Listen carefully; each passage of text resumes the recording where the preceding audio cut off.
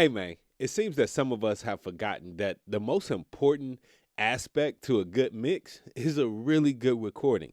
The energy and delivery that the artist brings to the recording of the project actually determines the output that we're going to get with the final mix. You know, I'm sure you all have heard of the term polishing a turd. Well, if you haven't, it literally means like, hey, if I take a turd and try to make something good out of it, the most thing I can do really is polish it up, maybe spray some air freshener on it. But at the end of the day, it's still going to be a turd. It's still going to stink and be kind of ugly, right? So by getting the initial capture correct, right, at the point of the artist recording in the booth and us being able to make sure our levels are set right, that the artist is comfortable, and that we're able to bring the most out of their performance, that's going to help to ensure that that final mix is just as good as what we're expecting. In the video that we're going to watch today, Anthony Cruz, who is a Grammy-nominated recording engineer and jack of all trades when it comes to the studio, is going to walk us through his studio recording process. He's going to be showing you the techniques and tools that he uses day to day to get the best performance out of artists during a recording session. So without any further ado, let's jump into Cruz's recording workshop. I'm ready whenever you're ready. All right, we're about to just get started. All right, cool. So we got the tempo, we got everything locked in. We'll go over that in a bit. The cheat code for me is just as a quick reference tool is I use mix and key. That's where I capture the tempo and the key for auto-tune. Sometimes it's not accurate and you may have to make adjustments, but just use your ear. On this one, it said 90, but it was like had a swing to it, was like 90.6. So I captured 2 bars, Command I, and then set the start bar as 1 and the ending bar as 3, so that it would capture 2 bars, and it gave me, a manual tempo, so it was like 90.57. So we get the tempo locked in. And I'm hitting Command spacebar for recording.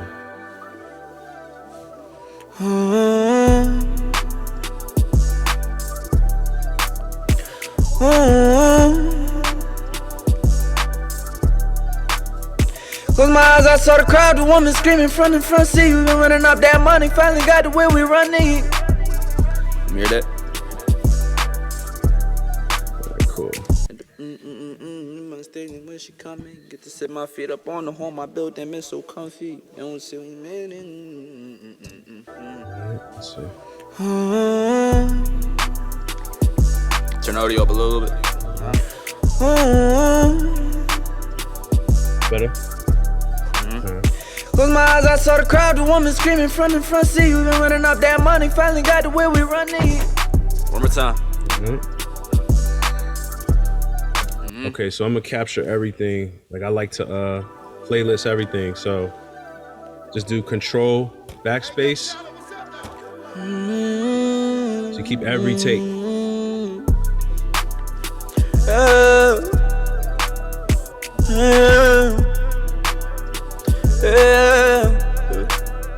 Close my eyes, I saw the crowd, the woman screaming from the front seat.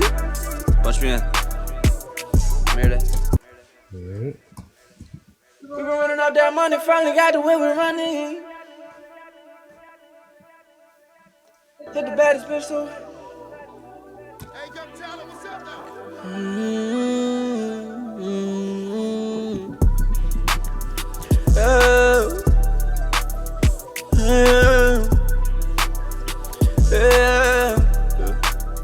Close my eyes, I saw the crowd, the woman screaming from the front seat. We been running up that money, finally got the way we running. Close my eyes, I saw the crowd, the woman screaming from the front seat. We been running up that money, finally got the way we running. Punch me in. Hit the baddest bitch so good, she use my stage name when she come in. Close my eyes, I saw the crowd, the woman screaming from the front seat. We been running up that money, finally got the way we running. Hit the baddest bitch so good, she use my stage name when she come in. Punch me in. Crowd, the woman screaming from the front seat. We been running up that money, finally got the way we running. Hit the baddest bitch so good, she use my stage name when she come in. Get to sit my feet up on the home I built, them it's so comfy. Money finally got to where we running. The baddest bitch so good, she use my stage name when she come in. Get to sit my feet up on the wall, my building been so comfy. Oh yeah, punch me. Oh yeah. Money finally got to where we running. The baddest bitch so good, she use my stage name when she come in. Get to sit my feet up on the wall, my building been so comfy. It was that we made it, yeah. One more time. And once that we made it, Money finally got to where we running. The baddest bitch so good, she use my stage name when she come in. Get to sit my feet up on the wall, my building been so comfy. And once that we made it, yeah. And once that we made it, yeah. And once that we made it, yeah. And once that we made it, yeah.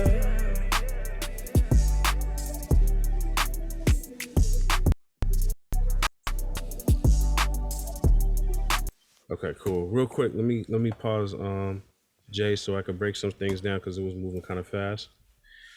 So basically a couple of things, let me mute you. Hold on one second. So a couple of things. So as I'm recording him, you guys can still hear me, right? You guys hear me? Yep, okay, cool. So as I'm recording, there's a few things that I have in mind. That is, I was hearing a couple of things with his vocal level. So I was going to my compressors and just kind of like backing down a little bit where I heard that he may have been a little bit hot. Some EQ stuff, I heard a little bit of boominess. So I was trying to like take some of that low end stuff out. A lot of this is on the fly. So obviously this isn't going to be final mix, but just so that it's like easy on the ears as you're doing it. Cause one of the pressures on the tracking guy is they kind of expect us to have it sounding saucy before you even get to the mix process. So it's like, you know, for you to be competitive, you kind of have to already be, you know, that's like your competitive advantage is making things kind of already sound pre-mixed even as they're recording, which is, you know what I mean? Like it's a challenge in itself, but you know, you get the hang of it after a while. But this setup, how I have it, so basically, and this is, you know, your personal taste. A lot of artists that I work with work really fast. Like you see how he's punching and doing line by line or a couple bars, whatever, and we'll stop and then, you know, quickly want to do the takeover or just like keep things moving. So I'm using a cut track for latency reasons. And this is, again, personal preference. If you have clients that are cool with you recording straight through your bus, I personally use a cut track and it has all my settings that are mimicked, you know, mirrored to my audio bus. So the same thing that's coming through my vocal bus right here, I have the exact settings on the cut track and it's just going out 1 and 2 in the routing. So you're just hearing, you know, it just is cleaner, it's lower latency. And that was just how I was taught coming up and I stuck with it. Again, it's not the Bible on how to do this. As you know, there's a million ways for us to do what we do and get the job done. So after I'm done recording the take, I drag it down to the first available track and, you know, do the playback and whatnot. And a couple of things that I was hearing. So the signal through auto-tune, I was hearing a little bit of pitchiness. So I was adjusting some of the retune speed. And let me put this up. I landed somewhere around 7 as he was recording. He's a really dope singer. Like he could really sing. I just personally thought it sounded a little tighter. You know, with a faster retune speed. We could always adjust that later. Another thing is like some of the effects buses. I have your typical verb delay, and then I have like a slapback reverb that I use sparingly. And that reverb that I have on this is Valhalla. I went to LA and every studio was using Valhalla. I didn't know what. Switch between different methods. It's a really cool thing. You could kind of mess with the settings. I keep it usually at now. As far as texture, you could do 70s, 80s if you're not familiar. It's just a really dope verb. And the thing that I like about it is just out the box sounds like it's just not like heavy. Like it's just got like this really cool, like airy vibe to it. And there's just really cool, it just adds really cool texture compared to like a R verb or the D verb. For delay, I just stick to the Waves H delay and have it locked in under host. So anything I do with the tempo change automatically is going to catch the tempo. But I keep that locked in. Depending on the vibe of the record, if it's a slower joint, I may, put the delay at a half note. It's really just about vibe. And then again, like I have this little slap verb. I also have these effects tracks. So if we want to get crazy and do like some delay throws and things like that, I could very quickly just grab, I could highlight this, right? And hold Control Option and just go down to any of these effects here. And have my delay throws on deck. I got, a pong. I got a verb just for like an extra crazy like verb effect. But I have those on deck just to like, as we're playing back and we get a good feel, I can start adding some sauce as we go and get creative on the spot. But I have those in my toolbox. And I actually got these from my youngin' Ben.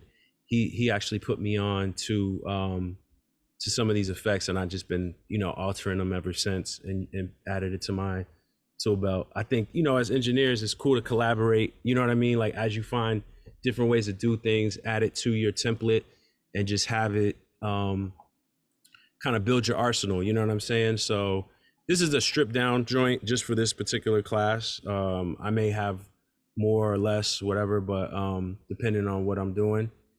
I also have ad-libs on deck, so I already have that queued up for when we do ad-libs and backgrounds. I have all that set so that that's already locked in. It's going to be telephone. I have like this really cool pan thing that is auto pan, so it gives like a stereo vibe and it stays out of the way of the lead, because I keep the lead center, and then anything going on around the lead is just ear candy.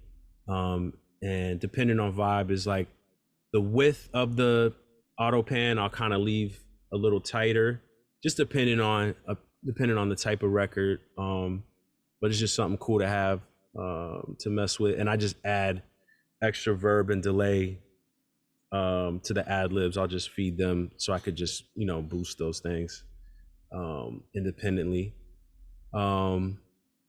So I just want to go over those quick things. I'm gonna go ahead and let him finish this performance real quick, and then we'll jump back in.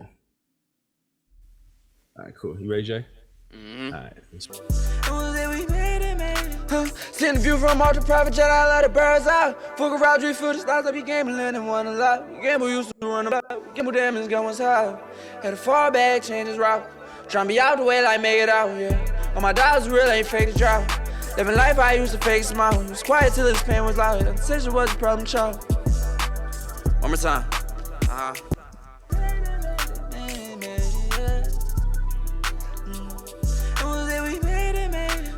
Send the view from out the private jet, I let the birds out. Fuck around, dream for the stars, to be gambling and one a lot. Gamble damage gun was hot. Gamble used to run the block. Punch me in.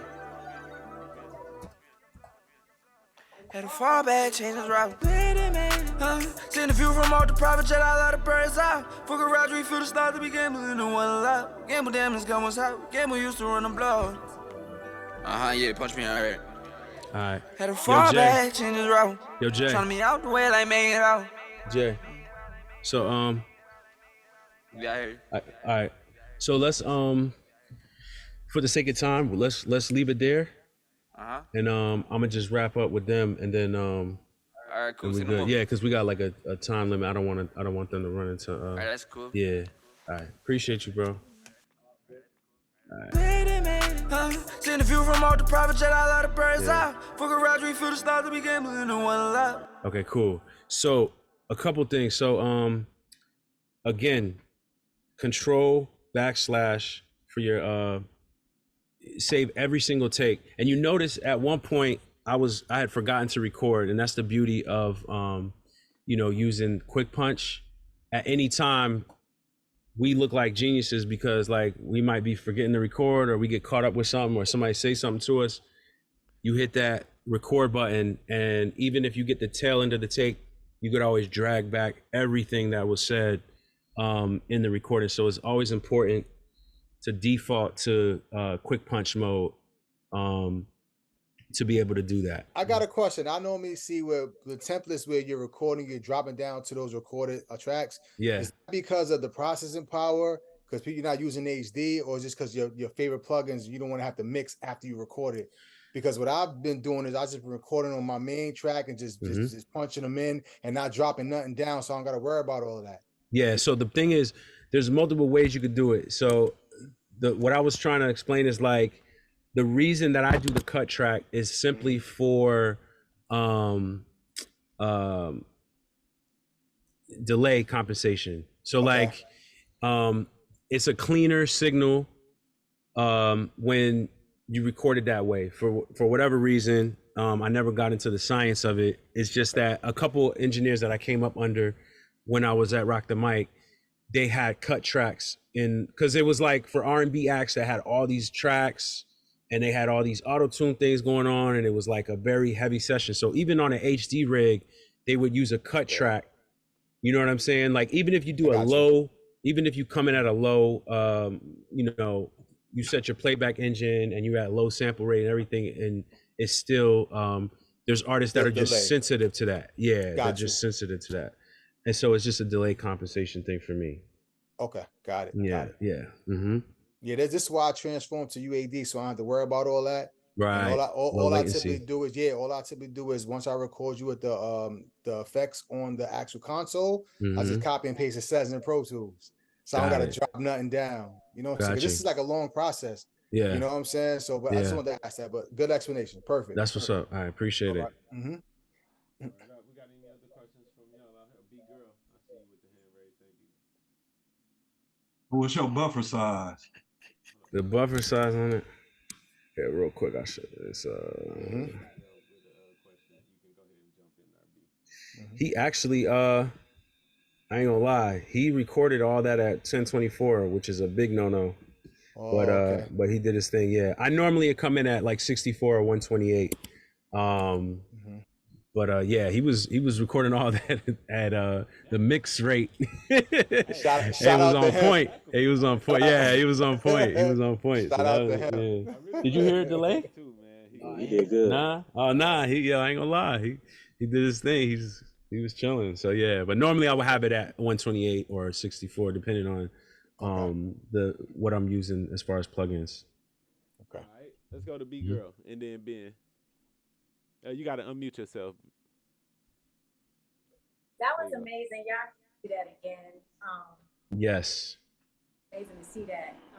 It really does add insight to what we need to learn and how fast we need to be. Right. So much. That's going to be fire, But I wanted to know the plugins that you were using are with the cut track. Is that all those effects, are those printed, or you're going to mix those vocals down once again, because it has all the delays and everything on it? So what's dope is the cut track is literally an exact copy of what is on my bus. So the cut track I put out, it's literally an audio track with every plugin, all my sends, the way that you would hear it when I drop down to the vocal track, and everything that's in my bus is mirroring those settings. So essentially, you're gonna hear it the same way that you recorded it. But again, that's just for you to not have to hear like a delay in signal while you're recording, and you hear the same vibe, when you drop the vocal down. But it is, if I were to bypass everything, to answer your question, it is not printed. If I were to bypass all of that after recording it, it would just be a dry signal. And I think that's amazing. You know what I'm saying? Because you could kind of test everything and then go back and make adjustments and things like that as you go. So I think that's dope. Good question. Thank you, V. Yeah. Let's go to Big Ben, the prodigy. What up? What up, Cruz? What's up, man? Yo, my guy always shows me love, man. Always support, man. Appreciate you. Most definitely, man. Actually, you kind of answered my question with her question. But I was gonna say, like, were you using analog gear with with that chain right there, and then your own chain as well on Pro Tools? So it's a mixture of both, right? Yeah. And then, So. Go ahead. Go ahead. No, I was just saying, yeah. So I blend them both together. So like I get a strong signal from the analog, and then I just even make it pop more with the in the box mix. Okay, perfect. And then so I noticed you were adjusting a lot of stuff as you were going. So how close are you usually to being finished, I guess, by the time that you're actually done recording this? It really depends on the artist, you know what I mean? Like, and what they want. But what I try to do just as a competitive side is I try to get it as close to sounding like a record as possible before they leave the studio. Because the thing about it is, I don't know if you guys have clients like this, before they get to the car after the session, they want to throw it on the ride home. You know what I'm saying? So you really don't have that, privilege of sitting there for an hour or whatever, really trying to clean it up and get it there. You know what I mean? So you have to have things kind of already set, before they get to the car. That's my mentality is getting it as good as I can before they get to the car. You know what I'm saying? Because you're going to get that text. Yep. They're going to text you. They're going to be excited. I need to hear this record. I need to hear whatever. All that blending, all that, like what Pac said, all that mixing the beat at the time, y'all can do that later. I need to hear my record and get to the next record and whatever, you know what I mean? So yeah, you need to get it as close as you can, just as a competitive advantage. That's how you're going to get the repeat business. All right. Thank you so much. No doubt, man. Appreciate you. Absolutely. What's that shortcut? The way that you had that set up, that chain to set up, it sounded like it was pretty close, already to having a great vibe. Hey, man. What the artist was going with. Definitely. And we got that. A standard starting place template that you would work with? Yeah, so that's my template. I actually have it on my site, on breakitdown.com. It's breakitdwn.com. And I'll drop you guys a code to grab it, so you could just mess around and do your own thing and build kind of your own vibe around it. But that's my starting point for any session that I do. I got a question. You know what I mean? Hey, Cruz, when you go into these different studios, right? Because I know you got your chain, but you didn't describe what mic you use. Are you really concerned about that, or do you bring your own mic? How does that work for you? I typically bring my own mic. It just depends on the studio itself. And the artist. If the artist that I'm using, like Jay King, he's pretty cool with whatever, as long as he's gonna sound decent and we could, do our thing after. I think what mic they got set up? The U87 or something like that. Okay. Looks like anyway, so yeah, whatever they have available, depending on the artist. But if it's some artist that you use regularly, it's a recurring client and you guys have your chain, 9 times out of 10, I'm bringing my joint, because I don't want to have they got it and it sounds janky or whatever. Like, if you have it, just bring it and have them set it up. Yo, I'm glad you said that, because like, look, they could have the mic that you like at the studio, but like you said, it sounds janky. Like you'll have 5 U87s at the studio. It wasn't buzzing in the last session, right? It wasn't buzzing before. I don't know where the noise came from. No, it was buzzing in the last session. So yeah. So yeah, that's what I try to do. So somebody had a shortcut. Somebody had a shortcut question. What's that? Can you hear me? Yep. Yeah, I hear you now. Yeah. What's that shortcut to drop down to that cut track? Was it Control-I? Yeah. So I was just Control, click, and then and drag it down with the mouse. Yeah. Control, just keep it locked. Okay. And so hit Control first before, and it'll stay locked to the track, so that way it doesn't go off timing. Because earlier on, I had it where I would drop it down and it'd be like, yo, what? Let me get it again. It sound off. It's like, and it was my fault. You know what I'm saying? So definitely have that in your in your arsenal. Apple S is the most important shortcut key, but yeah, that control is definitely clutch. Yeah, yeah. All right. That'll keep it in. This Wink, man. Big question. Well, it's like a hard question. I was trying to see like what's a strong. What do you aim for on the input as far as like I guess on your interface when you bringing the signal into the DAW, and what type of gain reduction are you aiming for on your outboard compressors on the way in? On the way in, I want it to, at their highest performance, I want it to go no further than -3 on the compressor. So whatever you juicing on the preamp into the compressor, I don't want them to hit more than -3 once you adjust your threshold and your gain and everything, which there's no set number on those things. It's all by performer. There's people that whisper, there's people that scream. So that's all needing to be adjusted. But I try to keep it in that sweet spot of them going no further than -3 on the compressor going into Pro Tools. And then in Pro Tools, if you notice, everything was clean as far as my overall master signal. And that's coming from trimming the actual track, the 2-track, down to a low enough level where we could get their vocal to cut through and it's not coming in too hot, so that you have that room after to do your blend and put your limiter on your master bus. You know what I mean? But you don't want to come in recording so hot that you're damn near bleeding the whole way. Yeah. You know what I'm saying? You know, so I've gotten better over the years, like, you know, recording Meek for so long, like he's extremely loud. So it's, you know, it's like an art to try to like keep that vibe, you know what I mean? Where you keep them balanced and clean and still feeling loud in the headphones for them to be able to feel comfortable to record. I imagine certain type of mics, Meek would distort at the microphone. It's nah, he actually, I mean, you know, majority of our run was Manly. Okay. The Manly mic, and I would pad it. I would pad the mic -10. You see what I'm saying?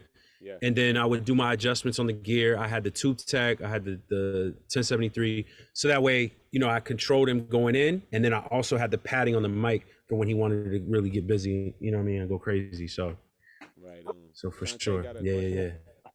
Sure. Yeah, I think he just answered it. Because sometimes like on my setup I have like 2 compressors. And I was just about to ask him, do we use 2 compressors? If he does, yes. Yeah. So yeah, on the Pro Tool side. Yeah.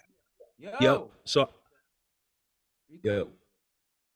Oh, I was about to say what happened. Oh, so yeah, I'll do R comp and R Vox toward the end of the chain. So the R comp is kind of getting everything level, and the R Vox not only is adding more gain, but it also adds like a texture that I really like that makes the vocal kind of feel like a little more heavy. You know what I mean? Yep, I was talking about outboard. Outboard, no. Outboard, I'm preamp to compressor. I'm not doing 2 compressors.